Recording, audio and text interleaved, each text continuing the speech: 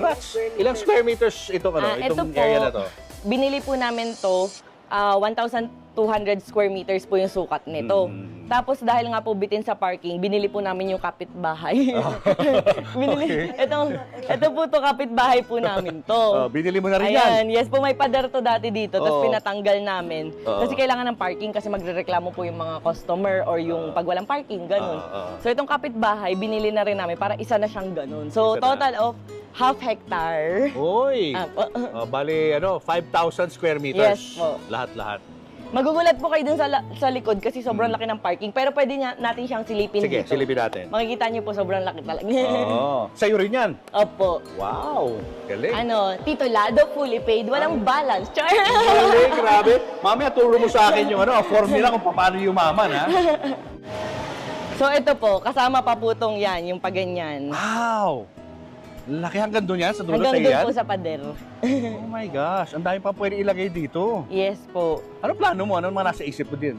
Ano po, parking po talaga kasi Parking importante. Kapag wala kasing parking, minsan Oo. tinatamad yung customer kumain, ganun. Wala kang planong mag-farm? Before diba? po nung nabili namin to, ang daming manok. Mga parang pangtandang ba yun? Parang ganun. So ngayon, pinalipat ko po dun sa property namin sa Hardinan, yung mga manok. Hardinan? Saan naman yun? Sa Calawan, Laguna po. So meron ka rin doon? Parang farm, mini farm Opo. doon? Meron din po ako farm sa Tanawan, Batangas. Oh my gosh, how to be 8,000 you. square meter na. Sana all.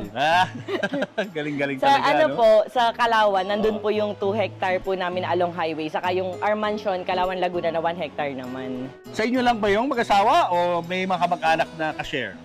Yun po yung proud kong masasabi. Wala po kaming inaano mga investor or what. Sa amin lang po mag-asawa. Lahat po ng business namin, wala rin po kaming pinag-i-invest.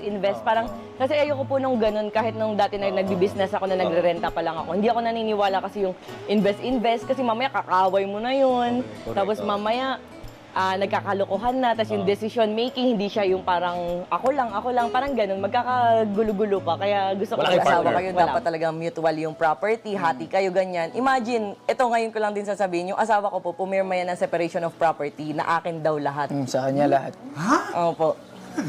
Parang kumbaga, ewan. Bakit napunta sa ganun? Sa ganun? Ba't kailangan magpirmahan? Hindi po, kasi parang kumbaga siya na rin po yung may sabi kasi sa dami ng nahuhusga na tao, ayan, para mapatunayan ko yung sarili ko na wala akong pakialam sa ganyang bagay. Ganun. Oo na. Kasi parang ako na yung nag-open up sa kanya na para, sige, judge na lang nila ako, pero basta nandito ako sa tabi mo, meron man o wala.